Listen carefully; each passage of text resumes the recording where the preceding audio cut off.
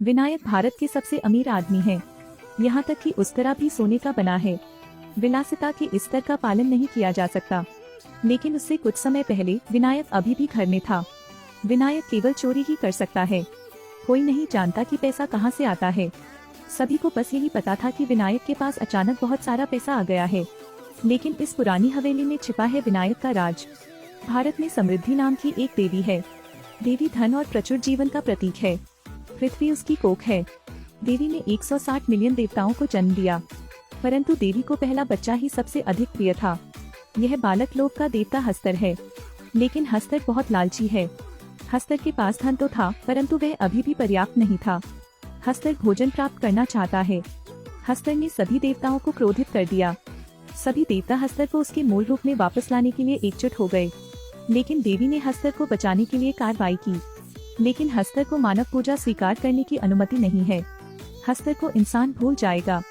उसने हस्तर को अपने पेट में बंद कर लिया। हस्तर को भूखमरी का सामना करना पड़ा। अचानक एक अजीब सा गांव सामने आ गया। लेकिन वे हस्तर की पूजा करते हैं। पूरे गांव को देवताओं ने श्राप दे दिया था। पूरे वर्ष गांव में अनवरत वर्षा होती रही। फिर भी ग्रामीण हस्तर की पूजा करने में लगे रहे, क्योंकि ग्रामीण हस्तर के माध्यम से देवी के पेट में प्रवेश कर सकते हैं। एक बरसात के दिन 2 बच्चे श्रीमती कौशिक के लिए चावल लाने आए। लेकिन दोनों बच्चे बहुत डरे हुए थे, क्योंकि ऐसा कहा जाता है कि मिराज कौशिक 100 साल से भी ज्यादा समय तक जीवित रही। कौशिक इंसान का मांस भी खाता है। वे कोशिश करते हैं। वे जेल में प्रवेश करने ही वाले थे कि तभी ज्योति की मां प्रकट हो गयी। ज्योति ने 2 बच्चों को डांटा। फिर ज्योति ने खुद ही उसमें चावल डाल दिए। ज्योति ने कौशिक के नाखून काटे। कौशिक बिल्कुल भी सामान्य नहीं है। शाम को कौशिक उठे। कौशिक ने डरावनी आवाजें निकाली। ज्योति ने कुल्हाड़ी उठा ली। ज्योति ने खिड़की से फुसफुसाया, सो जाओ, नहीं तो हस्तर तुम्हें ढूंढने आ जाएगा। कौशिक को तुरंत नींद आ गई। बहुत देर तक खामोशी। अगले दिन सामस्थानिक के पिता की मृत्यु हो गई। ज्योति को लगा कि यहाँ रहने का कोई मतलब नहीं रह जाएगा, इसलिए ज्योति ने यहाँ से जाने का फैसला किया। लेकिन जैसे ही ज्योति तैयार होने वाली थी, सदाशिव को कुछ हो गया। सदाशिव कोमा में थे। ज्योति चिंतित है। ज्योति सदाशिव को गले लगाती है और अस्पताल की ओर भागती है। ज्योति ने विनायक को अपने चावल देने का काम विनायक को दिया। जाने से पहले ज्योति ने विनायक को हिदायत दी कि वह उसे न जगाए, नहीं तो कौशिक लोगों को खा जाएगी। विनायक ने ज्योति से पूछा, अगर कौशिक फिर भी जाग गया तो क्या होगा? ज्योति विनायक से हंसकर नाम चिल्लाने के लिए कहती है। इससे कौशिक को नींद आ सकती है। यह मिशन खतरनाक है। विनायक ही वहाँ जा सकता है, क्योंकि वह बहुत डर गया था। विनायक ने आटा जमीन पर गिरा दिया। विनायक सफाई करने के लिए नीचे झुका, लेकिन विनायक ने कौशिक को जगाया। विनायक घबरा गया। विनायक उस जड़ से होकर गुजरता है। विनायक सुनने के लिए नीचे झुका। यहाँ आओ मेरे बच्चे, मेरे बच्चे, दरवाजा खोलो। मुझे बहुत भूख लगी है। मुझे कुछ खाना चाहिए। कारण बताया गया कि विनायक बिल्कुल दरवाजा नहीं खोल सका, लेकिन विनायक लौट आए। खजाना, तुम चाहते हो एक? बेशक, पैसे के आगे डर कुछ भी नहीं है। विनायक ने दरवाजा खोला, लेकिन फिर विनायक को पछतावा हुआ, क्योंकि कौशिक विनायक को खाना चाहता है। विनायक फिर वह शामक मंत्र भूल गया जो ज्योति ने जाने से पहले बताया था। जब तक विनायक ने वहाँ से निकलना चाहा, तब तक बहुत देर हो चुकी थी। विनायक को कसकर बंद कर दिया गया। कौशिक खुश हैं। कौशिक ने विनायक को खींच लिया। अंततः विनायक ने मंत्र पढ़ लिया। हस्तार। विनायक भाग निकला। क्योंकि सदाशिव की चोटें बहुत गंभीर थीं, इसलिए उनका निधन हो गया। इसलिए ज्योति विनायक को यहाँ से ले गई। लेकिन विनायक ने सोचा कि वह जानता है कि कौशिक से कैसे निपटना है। कौशिक ने जो कहा, विनायक उसे फेंकना नहीं चाहता था। वह सोचता है कि उसे वापस जाना चाहिए। विनायक जानना चाहता है कि खजाना कहाँ रखा है। अगर कौशिक ने उसे नहीं बताया तो उसे पीड़ा होगी। जब तक कौशिक न कहे। विनायक लालच में अंधा हो गया था। लेकिन ज्योति अभी भी बहुत सतर्क थी, क्योंकि ज्योति को लगा कि उसके लालच से देवता नाराज हो गए हैं, जिसके कारण सदाशिव को श्राप मिला है। इसीलिए ज्योति ने विनायक को जीवन भर वापस न आने की कसम खाने के लिए मजबूर कर दिया। विनायक सहमत हैं, लेकिन लालच बढ़ गया है। विनायक को इतनी आसानी से कैसे खोया जा सकता है? 15 साल बाद विनायक ने सचमुच अपनी शपथ तोड़ दी। वह गांव लौट आया। विनायक ने लकड़ी के दरवाजे को लात मारकर बाहर निकाल दिया। विनायक को कौशिक का सड़ता हुआ शरीर मिला। लेकिन दिल अभी भी वही है। दिल अब भी धड़क रहा है। कौशिक न खाता है न पीता है। 15 वर्ष बीत गए। कौशिक का शरीर और घर एक हो गए। कौशिक वृक्ष की जड़ में बदल गया। निराश कौशिक, आपके शरीर पर एक पेड़ है। कौशिक ने अनुमान लगाया था कि विनायक खजाने के लिए कौशिक को खोजने के लिए वापस आएगा, क्योंकि कौशिक परिवार के मूल में लालच समाया हुआ था। लेकिन यहाँ विनायक का मकसद खजाना ढूंढना है। विनायक का जीवन दरिद्र हो गया था। विनायक ने अपनी प्रतिज्ञा तोड़ दी। विनायक सोना खोजना चाहता है।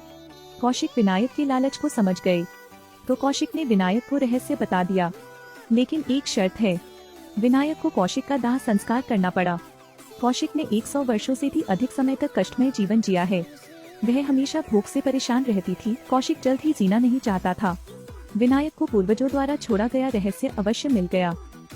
विनायक ने कौशिक का दाह संस्कार कर दिया। कौशिक मुक्त हो गए। ऐसे ही कुछ दिनों बाद विनायक को कुछ सोने के सिक्के मिलेंगे। विनायक वहाँ का सबसे अमीर आदमी बन गया। विनायक ने तुरंत किसी बात पर ध्यान नहीं दिया।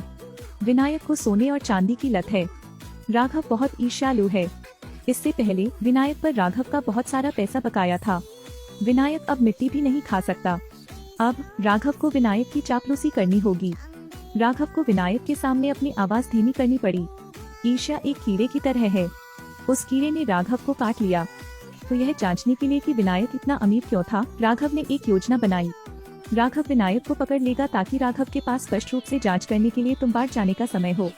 लेकिन विनायक ने जल्द ही राघव को समझ लिया, तो विनायक ने इसका आविष्कार किया।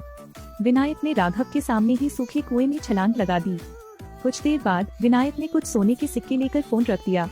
विनायक राघव को वहां चाहता है। निश्चित रूप से राघव इसे और बर्दाश्त नहीं कर सका। राघव वहां चला जाता है। राघव थोड़ा डरा हुआ था, लेकिन महत्वाकांक्षा ने राघव को डर पर काबू पाने में मदद की। राघव कुएं से नीचे उतर गया। राघव कुएं के पास पहुंच गया और उसे और भी अधिक डर लगने लगा। दीवार के चारों ओर लाल बत्ती थी, मानो वह उसे चेतावनी दे रही हो। लेकिन राघव गिर गया। राघव ने देखा। तभी राघव ने एक भयानक खोज की। यह एक भयानक कीचड़ भी स्रावित करता है। राघव को सोने का सिक्का नहीं मिला। राघव पीछे हटने ही वाला था कि उसकी नजर एक टिन के डिब्बे पर पड़ी। क्या वहाँ सोने का सिक्का छिपा है? राघव ने डिब्बा खोला। राघव को डिब्बे के अंदर आटे से बनी एक मानव आकृति दिखाई दी। पता चला कि यह सब विनायक का जाल था। बस मानव रूप लालची देवता हस्तर को आने का लालच देगा। भूख हस्तर को कुछ भी खाने पर मजबूर कर देगी। विनायक अमीर है क्योंकि उसने हस्तर की बेल्ट से सोने का सिक्का चुराया था। लेकिन सुरक्षा के लिए जब भी विनायक नीचे जाता है तो वह जमीन पर एक सुरक्षात्मक अंगूठी बनाने के लिए कच्चे आटे का उपयोग करेगा, क्योंकि हस्तर का साथ कच्चा आटा है। विनायक ने हस्तर का ध्यान आकर्षित किया। भोजन करते समय हस्तर अपनी बेल्ट खोल देगा और सोने के सिक्के बाहर गिर जाएंगे। कार्रवाई शीघ्र होनी चाहिए। हस्तर ने आटा खा लिया। अगला लक्ष्य सोने के सिक्के इकट्ठा करने वाला होगा।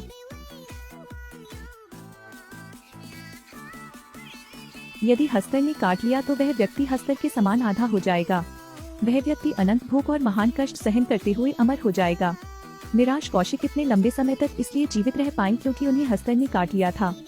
हस्तर के पैसे की बदौलत विनायक एक समृद्ध जीवन व्यतीत करता रहा। विनायक की कार एक कार में बदल जाती है। बच्चे होने के बाद विनायक हर दिन पांडुरंग को चढ़ाई करने और पैसे इकट्ठा करने का प्रशिक्षण देते थे।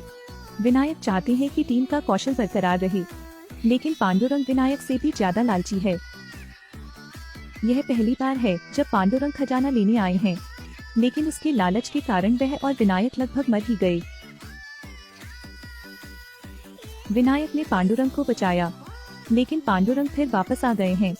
पांडुरंग ने हस्तर का कमरबंद खींचा, जिससे सोने का सिक्का बाहर गिर गया। पांडुरंग अभी अभी विनायक के साथ गुफा से बाहर निकले। पांडुरंग ने सोचा कि उन्हें शाबाशी मिलेगी, लेकिन विनायक को गुस्सा आ गया। उन्होंने पांडुरंग को हराया। पता चला इस बार विनायक का इरादा केवल पांडुरंग को अभ्यास में लाना था। विनायक कभी आटा नहीं लाया। परिणाम स्वरूप पांडुरंग ने विनायक की बात नहीं मानी। पांडुरंग ने आटे का एक टुकड़ा निकाला। थोड़ी देर बाद त्रासदी हुई। पांडुरंग को नहीं सिखाओगे तो कुछ हो जाएगा। लेकिन पांडुरंग के मन में लालच गहराई तक समा गया था। पांडुरंग भी उत्सुक हैं। वैदेही के साथ भी पांडुरंग का यही इरादा था। मेरे बड़े होने का इंतजार करो, मैं तुमसे शादी करूंगा। पांडुरंग ने वैदेही का मजाक उड़ाया, लेकिन विनायक क्रोधित थे। विनायक ने पांडुरंग को पीटने के लिए घसीटा। पांडुरंग अनायास ही चिल्ला उठे, बेल्ट पर सुनहरे सिक्के, तुम बेल्ट क्यों नहीं चुरा लेते। विनायक ने पांडुरंग पर जोरदार प्रहार किया, क्योंकि उनके पास बेल्ट चुराने के लिए पर्याप्त समय नहीं था। पांडुरंग ने फिर कहा, फिर वे और आटा लाएंगे। एक हस्तर को खाना खिलाने का प्रभारी था, दूसरे ने बेल्ट चुरा ली। विनायक ने सुना तो उसे भी बात समझ में आ गई। विनायक को लगता है कि उसका बेटा बहुत अच्छा है। पांडुरंग विनायक के समान है। अगले दिन विनायक पांडुरंग को मानव आकार का आटा बनाने के लिए लाया, लेकिन जब वे नीचे उतरे तो कुछ अप्रत्याशित घटित हुआ। एक डरावनी कहानी है। आटे की मात्रा के साथ साथ हस्तर की मात्रा भी बढ़ती जाएगी। वे अपने साथ बहुत सारा आटा लाए और शीघ्र ही हस्तर ने उन्हें घेर लिया। पता चला हस्तर लालच का अवतार है। लालच के अनुसार हस्तर बदल जाएगा। विनायक जानता था कि यह खतरनाक होगा। विनायक ने पांडुरंग पर आशा को जीवित छोड़ने का फैसला किया। विनायक ने अपने ऊपर आटा बांध लिया। विनायक मुझे चारे के रूप में इस्तेमाल करना चाहता है। विनायक हस्तर का ध्यान भटका देगा। पांडुरंग भी यहाँ से भाग जाएगा।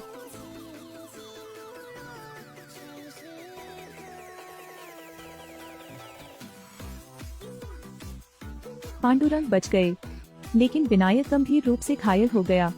जिस किसी को भी हस्तर ने काट लिया वह हस्तर के प्रकार का आधा हो जाएगा। जब विनायक ने हस्तर की बेल्ट पांडुरंग को दी, लेकिन पांडुरंग ने मानने से इनकार कर दिया। पांडुरंग ने तेल का दीपक विनायक और पैसों की थैली की ओर फेंका, और कीमत चुकानी होगी विनायक। पांडुरंग यह भी समझते हैं कि मनुष्य का लालच सीमित है। कोई भी धनराशि पर्याप्त नहीं है। वह उस अभिशाप को समाप्त कर देगा जो उन्हें पीढ़ी दर पीढ़ी सताता आया है। इस फिल्म का नाम तुम्बाड है। हाल के वर्षों में भारत की सर्वश्रेष्ठ हॉरर फिल्मों में से एक। ध्वनि सुसंगत है। सार्थक सामग्री। वे लालच से जुड़ी एक कहानी बताने के लिए 3 पीढ़ियों की त्रासदी का उपयोग करते हैं। हर किसी के दिल में एक लालची भगवान होगा। केवल वे ही जो रुकना और रुकना जानते हैं निगले नहीं जाएंगे।